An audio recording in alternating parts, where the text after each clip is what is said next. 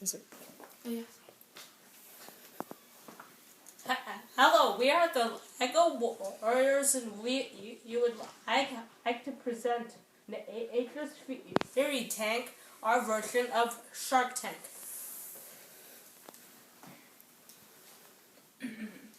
Hello, sharks. We are the Lego Warriors, and we want to present to you our product, the Froggy Flood Alarm. Our Froggy Flood Alarm has two different sensors, a dampness sensor and a water sensor. The dampness sensor senses dampness in any level of a house or car, or a water level in, let's say, a bucket. The water sensor can sense large quantities of fast rushing water around your house. When either of these sensors detects anything, it will set the main body of the alarm off. And whenever the body of the alarm is set off, it will send a message to the owner of the house or car.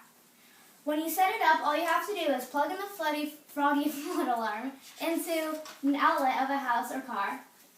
And then all you have to do is input your email, text, or your phone number.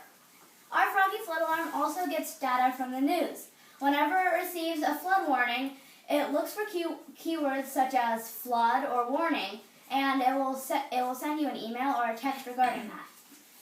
On the top of the Froggy Flood Alarm are two lights that blink along with the distinct beeping of the flood alarm itself. On the front of the Froggy Flood Alarm are several LED lights that blink along that light up in the case of their situation.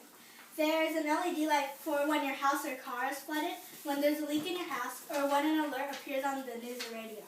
The back of the Froggy Flood Alarm is a car and house outlet that are able to be folded back into the alarm itself, allowing it to become more compact. The Froggy Flood Alarm has a set of backup batteries that charge while it's plugged into the outlet. So, sharks, do you have any questions?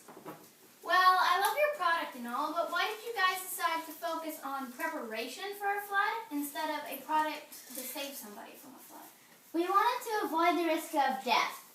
Also, we wanted to save money, so if somebody has a Froggy Flood Alarm, they'll drive into a deep puddle and they will be warned by the Froggy Flood Alarm and then they'll back out. Great, everything's fine and so is the person.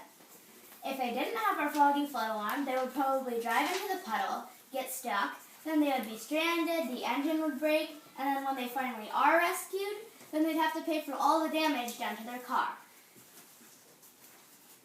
Thank you. So I like this product, but one of my main questions was, how is this flood alarm better than other flood alarms out on the market currently? There's three things that make our flood alarm unique. One, it's wireless. We saw that most flood alarms out on the market have wires that get easily tangled and take up lots of space. And two, our flood alarm is able to be plugged into a car because from our research we learned that 50% of flood-related deaths are because people underestimated the depth of floodwaters and drove into them, and then they got stuck. And three, our flood alarm is capable of turning off the house electricity. But in order to do that, we have to program something into your electricity. House electricity. Thank you.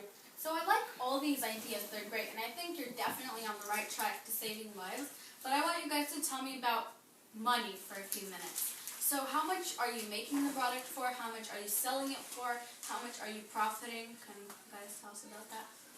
Okay, so our product would be made for $54.99, and it would be sold to the public for $59.99. So in a total, we would make $5 of profit each console.